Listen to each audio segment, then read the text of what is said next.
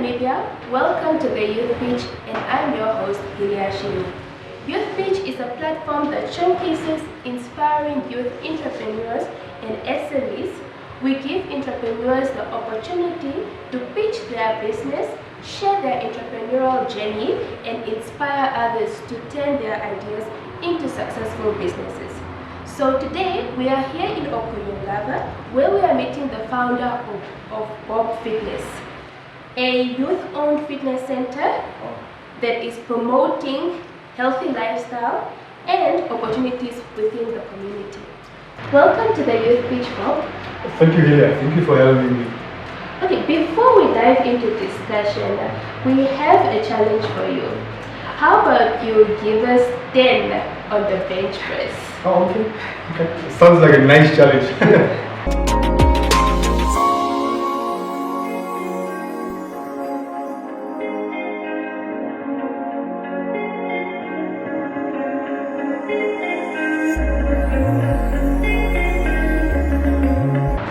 You asked for 10, right? Yes. Yeah, I gave you 10.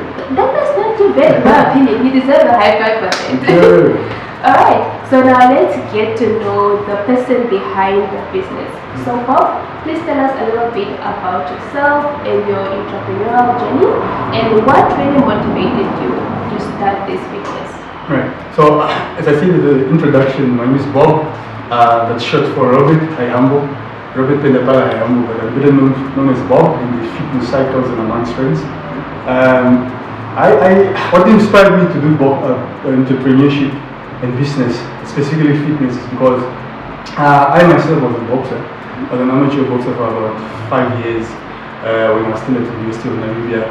And then through boxing, because to do boxing you need to be fit. So I had to do a lot of running and a lot of fitness for me to do boxing. And after the amateur boxing career stopped, I continued coaching others as well. But then I saw the benefits of fitness. And then along the line somewhere there, I saw something that I like doing. I had a passion for it. But I started looking at ways to make money out of it. Because I would train people for free. But then I later thought that some people would just like pay me some money without me even asking. So I said, this is actually an opportunity. Let me see how I can turn it into a business and structure it properly. And that was like 2016, 18, I started at UNAM. And since then, I've been doing boot camps, and today we're here at the BobFit Fitness and Boxing Studio. That's great. So like every business solves a problem. So what problem did you identify in your community? So in this community specifically, as I said, I started doing boxing and fitness in different locations. But for me to come and actually, that was just boot camps. I was just doing boot camps around Komasdal, Lafayette, Eros. Those are just boot camps. But why I decided to come and actually open the BobFit fitness studio and boxing studio here in Kurugaba, because there's no gyms. There's no gyms here, just a couple of boot camps around. But there was no gyms when we started in June of 2025. So I really saw that need, a safe space where the community can come in and develop themselves and work on their wellness and health. Our motto or slogan is really making fitness a lifestyle. So we saw that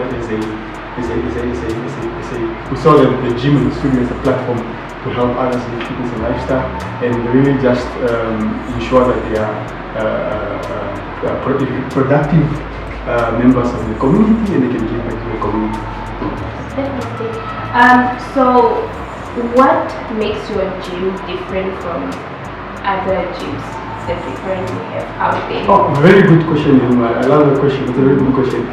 What has always made BobFit different from the other gyms, or even before we had a gym actually, when it was just like a boot camp in a bread, is the fun differentiation.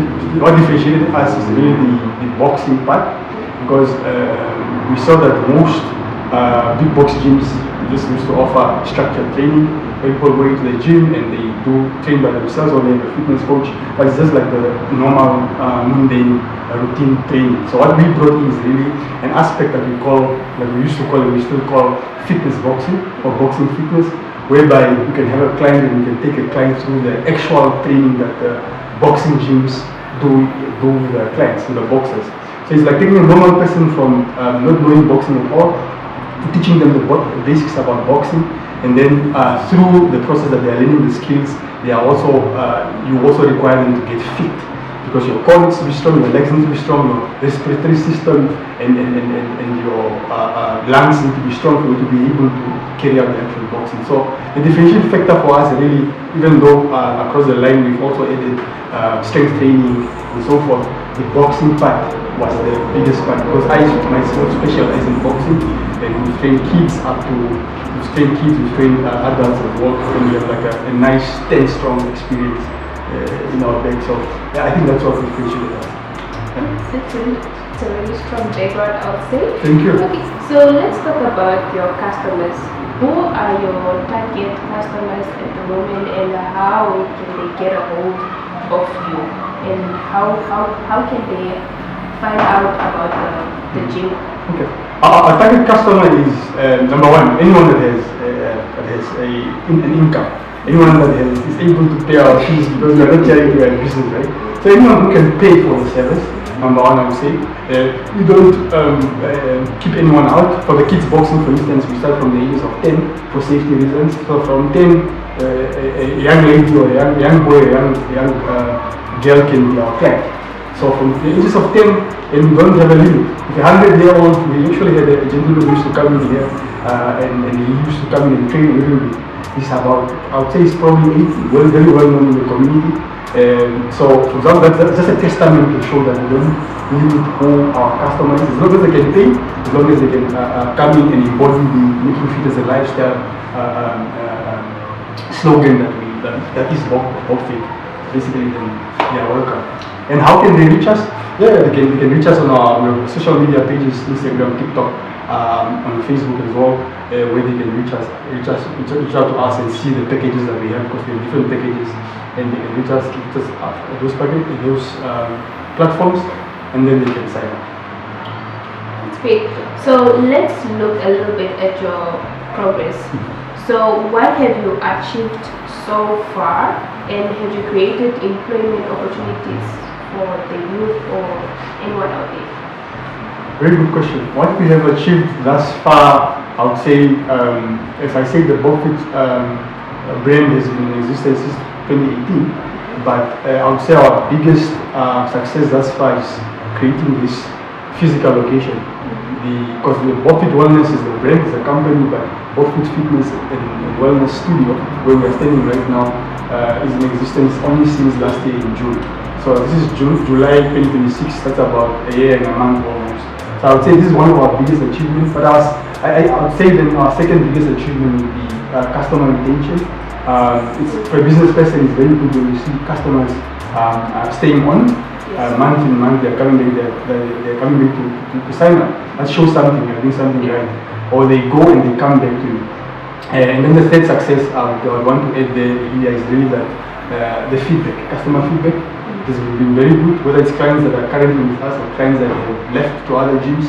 Some of them started their journey with us, and with the mantra of making fitness a lifestyle until today they are training wherever they are. And when they come back and say, I'm still doing this, you can see they are running, they're doing marathons and so forth. To me, that is or not to me personally, but to the BobFit gym or brand, it's really a success.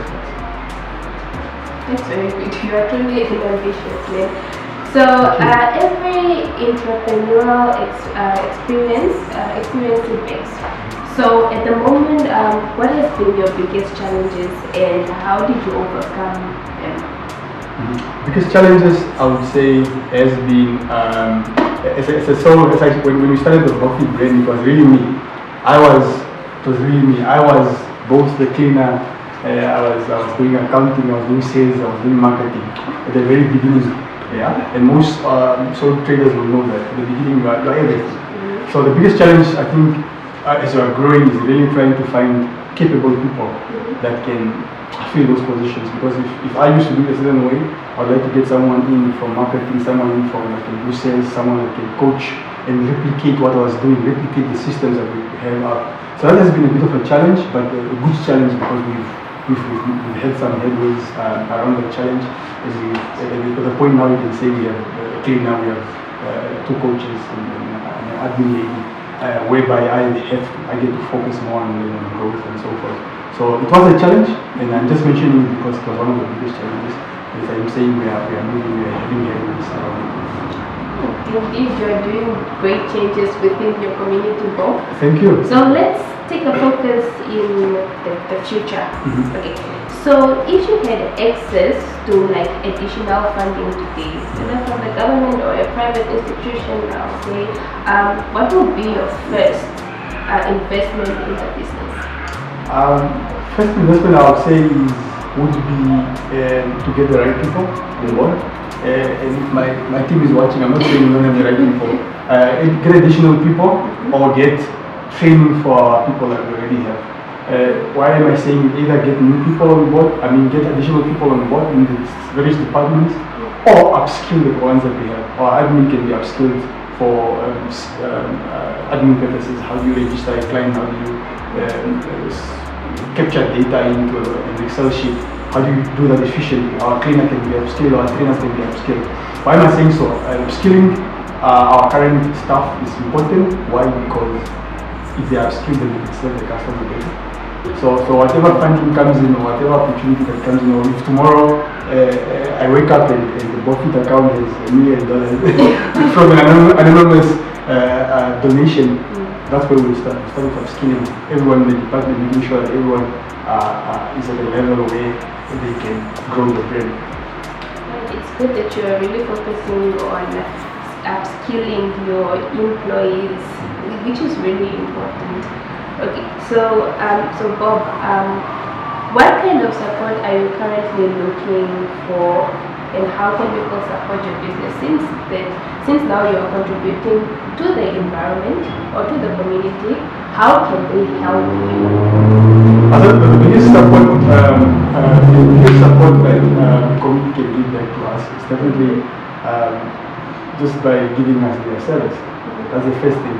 We are in a community which is very much developing still. It is not at a level where other communities around it are. We are still developing, we are still getting to the first stage. But for us as a gym that is in the heart of the community, really, and we've seen that happening already, but we want to see it more. How they can support us by coming in and signing up. Our prices are very, as much as they are competitive, they are very affordable. We cater for students, we cater for different packages where someone can come in and can sign up and assist. So I'm thinking it's there, it's really there. We have a service, we have a product. Come in, walk into the door and ask, how can I give back? How can you guys serve me? And how can I also help you?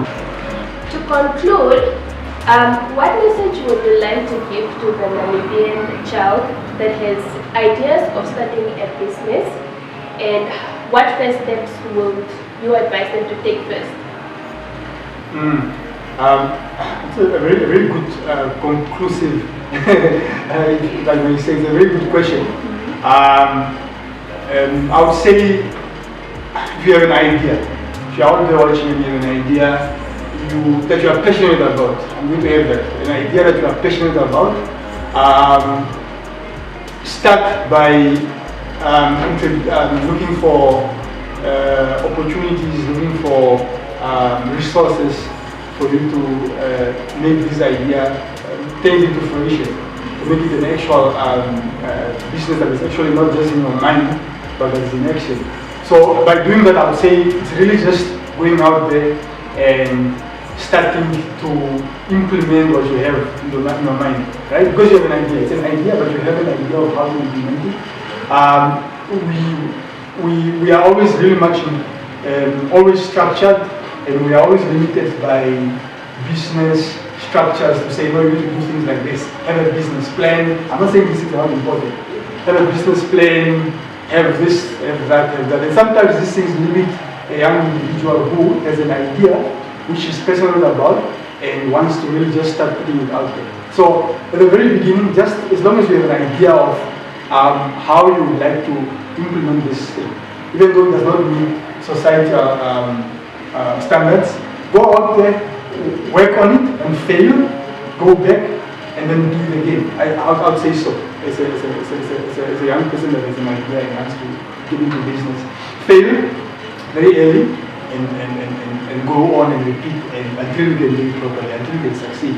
And when you start within the you want to prepare properly at the very beginning, you don't have to be a guru in business, you don't have to have an MBA. Start implementing, and as you go, you start learning. I would say so. It's like flying off it's like an analogy that I read the other day. It's like flying off a cliff, and as you are just diving down, you are building an aeroplane. You build the aeroplane, and before you actually touch the ground, you have an aeroplane that flies and takes off. I would say so. Alright, there you have it folks. That was the Bob Fitness story, and if you want to contact them, if you want to join their gym, you can always contact them on their social media platforms if you want to make fitness a lifestyle. Thank you for watching Youth Pitch, and if you enjoyed this interview, please do not forget to like, share and subscribe to our channel for more content. Most importantly, do not forget to support local entrepreneurs or SMEs to build a stronger Namibia. Until next time, I'm your host Lilia, and thank you for tuning in on Youth Pitch.